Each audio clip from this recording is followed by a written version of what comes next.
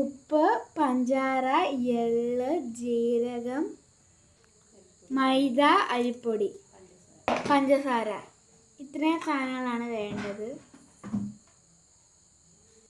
നമുക്കിതൊന്ന് മിക്സാക്കി കൊടുക്കണം.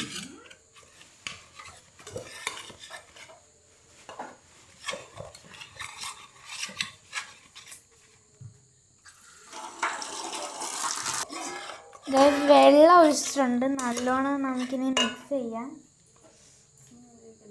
നല്ലോണം മിക്സ് ചെയ്യും. വേണ്ട, ഇനി ഒഴിക്കല്ലോ. ഇത് ഗൈസ് നന്നായിട്ട് മിക്സ് ചെയ്തെടുക്കണം.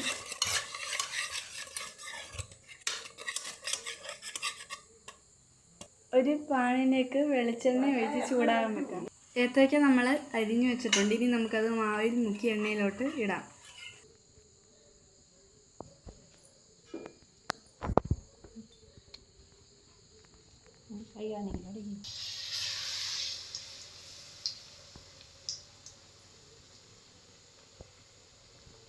ഇനി നമുക്കിത് എണ്ണയിൽ പൊരിച്ചു.